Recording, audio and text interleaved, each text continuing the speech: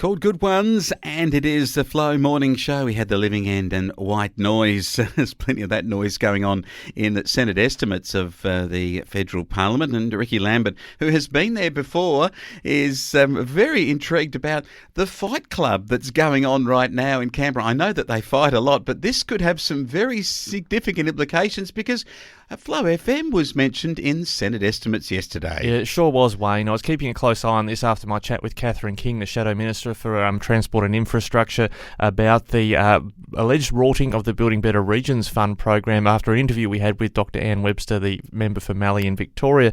So, I won't bore people with the reference of Fight Club. Those who've seen the movie featuring Brad Pitt and Edward Norton will know the reference, but that's where we start off in our Senate estimates audio today. Let me see. Am I going to tell you, Senator, what's in a cabinet submission? Well, are you going to fund a new coal-fired power station? The first rule of Fight Club is not to talk about Fight Club. Well, your government certainly is a fight club. There's no doubt about Senator that. Watt. So we've got Senator Murray Watt, a Queensland Labor senator, trying to pin Senator Bridget McKenzie down exactly on whether this spreadsheet existed or not. So this is the line of questioning that was pursued with the departmental head Simon Atkinson about whether this spreadsheet that Dr. Anne Webster had described to us actually existed. Ms Webster, after the announcement of round 5 of BBRF, appeared on FlowFM in South Australia, radio station. And I'll just quote you what she said in relation to BBRF. So, the Department of Infrastructure goes through every project application. They make a list and they do colour code them in green and pink. Green is for projects that actually tick off on the criteria for the fund, and pink, they don't quite.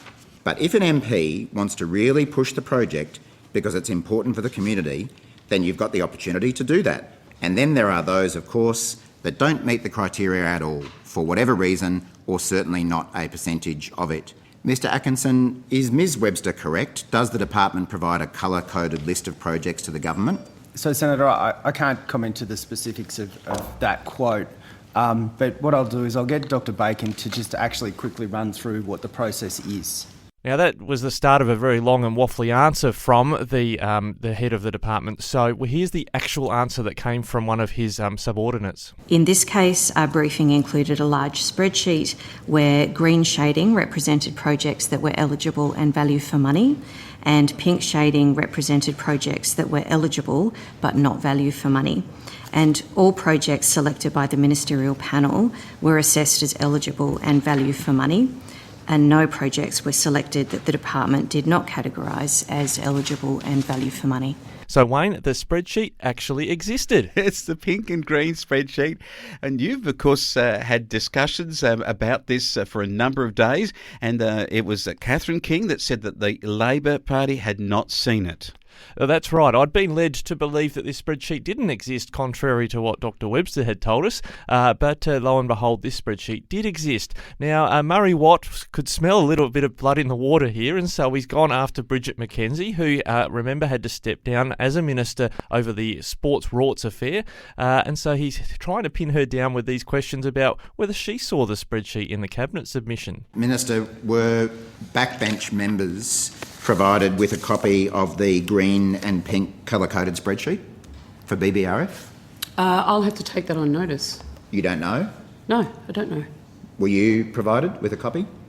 Senator, I sat on the ministerial panel. That is part of the decision-making process. So you saw the colour-coded spreadsheet? Well, I saw the advice from the department. Which included a colour-coded spreadsheet? I've answered the question, Senator. Now, listeners can interpret for themselves what that answer actually means, but I've saved you about 3 or 4 more minutes of him asking the same question and getting the same answer from Bridget McKenzie over and over again. But Wayne, the real question here, why does such a spreadsheet exist? If there's a green and pink rating system, why show cabinet ministers, or why would they let backbenchers see the pink list unless there was an opportunity to get them over the line? Well, there is the question then about the seats that are then held by other members who aren't part of the coalition. Did those members of Parliament, that could be an independent in Mayo like Rebecca Sharkey, who only received, as we said yesterday, $33 million across the 5 programs. And then we look at, say, Catherine King, who's that Labor member for Ballarat Ballarat receiving just $25 million, yet the average for those coalition seats was in the $60 to $65 million place, which would seem to indicate that the coalition seats in regional areas benefited at a greater level. Yes, and Wayne, we're watching New South Wales very closely at the Flow News 24 desk because Gladys Berejiklian and John Barilaro, the former Nationals leader, appearing this week before the ICAC. The subject matter, a grant to a Wagga Wagga project that was deemed effectively to be pink and not green but got over the line. Yeah, this is really intriguing because it's come out in the first day of Senate estimates yesterday, and well done Rikki Lambert exposing something that has the Flow Network being mentioned as the source for information, and so we do also follow this a little bit more closely through the week. I reckon this could have some problems for Bridget McKenzie, and I think it's going to have some problems for Barnaby Joyce, and no doubt that people who've received those grants, as I think Catherine King pointed out, that in no way was she questioning the organisations in other electorates that were lucky recipients. It was just that the electorates weren't balanced in what they received.